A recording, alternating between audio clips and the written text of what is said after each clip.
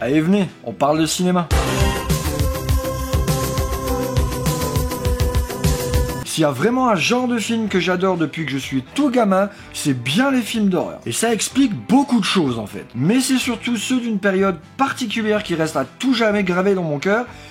Et c'est ceux des années 80. Ces films ont une certaine authenticité et chaleur que j'ai du mal à retrouver dans les productions d'aujourd'hui. Il doit y avoir un côté nostalgique là-dedans aussi. Et pour ce premier top consacré aux films d'horreur de cette période, j'ai décidé de vous parler de films de démons. Oui, parce qu'il fallait bien commencer par quelque chose. Et ceux qui me suivent depuis un certain temps savent déjà quel film j'ai mis en numéro 1. Donc c'est parti pour 5 films de démons des années 80.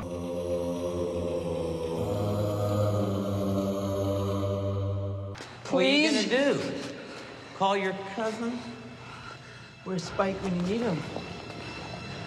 What? I'm warning you. You warning me? Cut it out.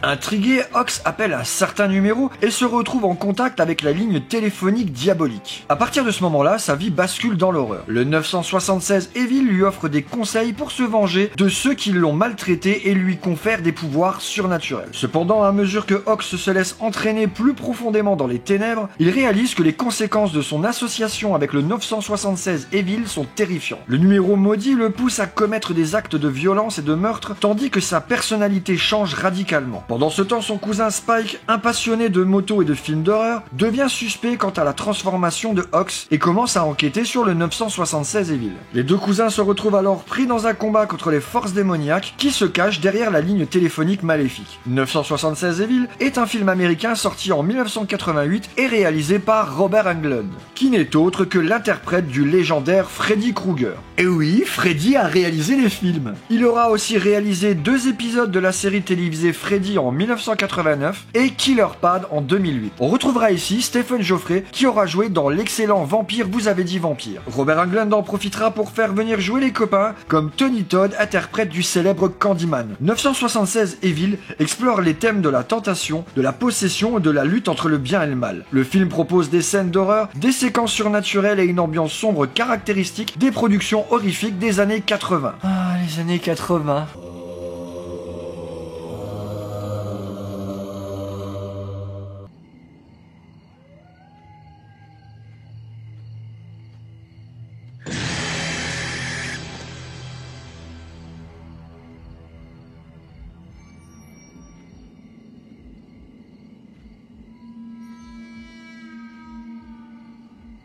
L'histoire se déroule dans une région rurale isolée où vit un fermier nommé Ed Harley. Son fils est tragiquement tué dans un accident provoqué par un groupe d'adolescents imprudents. Ed se retrouve donc submergé par la douleur et la colère. Dans sa quête de vengeance, Ed se rend chez une sorcière locale, Aegis, qui lui révèle l'existence d'une entité démoniaque appelée Pumpkinhead. Elle lui offre la possibilité de faire appel à lui pour se venger des jeunes hommes responsables de la mort de son fils. Sans se rendre compte des conséquences mortelles de son choix, mais Ed accepte. Il invoque donc Pumpkinhead, une créature terrifiante ressemblant à un démon humanoïde capable de traquer et de tuer ceux qui ont provoqué la mort du fils de Ed. Ed réalise bientôt que l'entité ne peut être contrôlée et qu'elle commence à commettre des actes de violence de plus en plus horribles. Il comprend alors que sa vengeance a un prix très élevé. Pumpkinhead est un film d'horreur américain sorti en 1988 et réalisé par Stan Winston, célèbre pour ses travaux en effets spéciaux. Stan Winston est une légende des effets spéciaux dans le cinéma américain, et quand je dis légende, je ne déconne pas une seconde. En plus d'avoir créé les maquillages de zombies du court-métrage Thriller de Michael Jackson, il est aussi responsable entre autres de Édouard aux mains d'argent en 91, Terminator 2 et Batman le défi en 1992, Entretien avec un vampire en 1994, L'île du Docteur Moreau en 96, Pearl Harbor et AI en 2001, Terminator 3 en 2003, Constantine et Tigland en 2005. Vous voyez, je déconne pas quand je parle de légende. Et ça, c'est juste comme maquilleur, hein. Parce que si on rajoute les films où il est responsable des effets spéciaux ou des effets visuels, on double la liste avec que des dingueries aussi. Alors je citerai juste The Thing en 82. On retrouve ici dans le rôle de Ed Lance Henriksen, entre autres le Bishop de Alien. Et il était l'acteur principal de la série Millennium, une série bien injustement oubliée qui était teintée de spin-off de X-Files. Pumpkinhead explore les thèmes de la vengeance et de la culpabilité et des choix moraux. Le film offre une atmosphère sombre, des effets spéciaux impressionnants et une performance remarquable de Lance Henriksen en Ed Harley.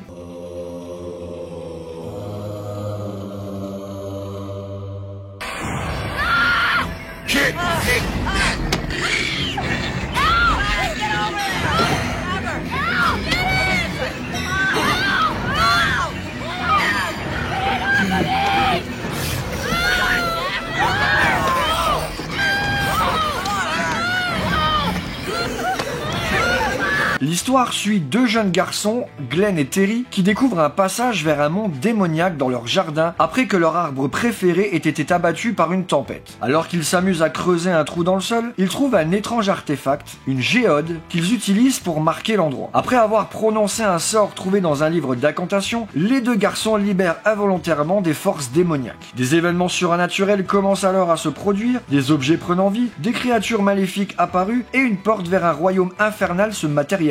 Les démons essayent de s'échapper et de conquérir le monde des humains. The Gate est un film américain sorti en 1987 et réalisé par Tibor Takacs, à qui on doit l'excellent Lecture Diabolique sorti en 1989. Le film intègre des références à la culture populaire des années 80, comme le groupe de heavy metal Kiss, avec une scène où l'un des deux personnages porte un t-shirt du groupe, ou des références à Donjons et Dragons, avec une séquence qui permet de développer le lien entre les personnages et d'ajouter une touche de réalisme à leur amitié. Le film met en vedette deux jeunes acteurs talentueux, notamment Stephen Dorff dans le rôle de Glenn et Louis Tripp dans le rôle de Terry. Bien que The Gate n'ait pas eu le succès majeur au box-office à sa sortie, il est devenu un film culte et a acquis une base de fans fidèles au fil des ans. Son mélange unique d'horreur, de fantastique et d'aventure aura laissé une impression durable sur de nombreux spectateurs.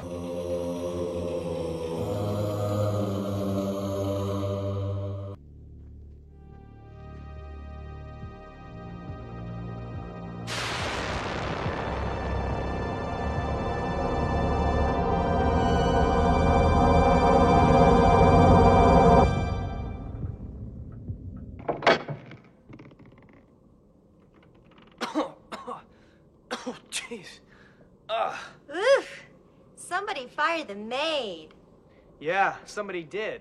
L'histoire se déroule pendant la soirée d'Halloween où un groupe d'adolescents décide de participer à une fête dans une maison abandonnée réputée pour être hantée. La fête prend rapidement une tournure sinistre lorsque les adolescents, curieux et imprudents, décident de jouer à un jeu dangereux en invoquant des esprits. Ils se rassemblent dans la salle de séjour et utilisent un miroir pour ouvrir un portail vers un monde des démons. Au fur et à mesure que la nuit avance, les démons commencent à posséder les participants de la fête, les transformant en créatures diaboliques assoiffées de sang. Alors que les adolescents se battent pour leur survie, la maison devient un piège mortel dont il est presque impossible de s'échapper. Night of the Demon est un film américain sorti en 1988 et réalisé par Kevin Tenney. On y retrouvera une actrice bien habituée au genre, en la personne de Linnea Kingley, qui nous offrira une scène emblématique que malheureusement je ne peux pas vous montrer ici. Une scène où elle danse nue devant un miroir, souvent citée comme l'un des moments les plus mémorables du film. Ah bah clairement. Ce film rentre dans la catégorie des films qui n'ont pas eu le succès escompté en salle, mais qui deviendra culte grâce à la sortie VHS avec une fanbase fidèle dont je fais clairement partie. Night of the Demon a influencé plusieurs films d'horreur ultérieurs, notamment dans le genre des films de fête où des adolescents sont confrontés à des forces surnaturelles. Certains réalisateurs et scénaristes ont cité le film comme une source d'inspiration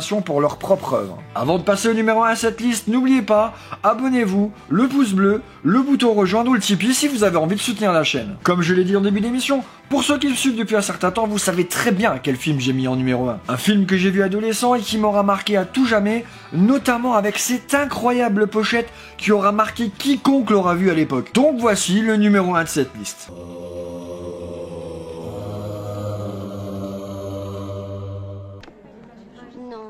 Non, j'y vais jamais au mois d'août. Il y a trop de monde sur les plages. Oh.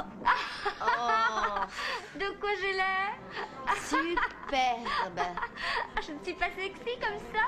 Terrible. On est là pour rigoler. Tu la boucles un peu.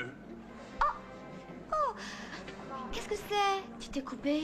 L'histoire se déroule à Berlin où un groupe de personnes diverses est invité à une projection spéciale dans un cinéma abandonné. Pendant la projection d'un film d'horreur violent, les spectateurs réalisent que les événements effrayants à l'écran commencent à se produire dans la réalité. L'un des spectateurs est accidentellement griffé par un masque d'acier exposé dans le hall du cinéma et se transforme rapidement en une créature démoniaque. Alors que les démons se multiplient et attaquent les autres spectateurs, le groupe piégé à l'intérieur du cinéma se bat pour sa survie. Les démons se propagent rapidement, possédant ceux qu'ils attaquent en transformant la salle de cinéma en un véritable cauchemar. Démon est un film italien sorti en 1985, réalisé par Lamberto Bava, fils du célèbre réalisateur italien Mario Bava, et produit par Dario Argento, lui-même un réalisateur-producteur de renom dans le genre de l'horreur. La collaboration entre les deux figures emblématiques du cinéma d'horreur italien a contribué à l'attention portée au film. Pour l'époque, les maquillages étaient très élaborés. Des prothèses et des effets de son ont été utilisés pour créer l'apparence des démons et les scènes de violence. Ces effets réalistes ont ajouté à l'impact visuel du film. Démon est un film d'horreur sanglant et intense avec une atmosphère oppressante et une esthétique visuelle distinctive, et a eu une influence majeure sur le genre horreur et a contribué à populariser le sous-genre des films de démons et de l'invasion surnaturelle dans les années 80. Et ce film est clairement un de mes films d'horreur préférés. Si vous êtes toujours là, écrivez démon dans les commentaires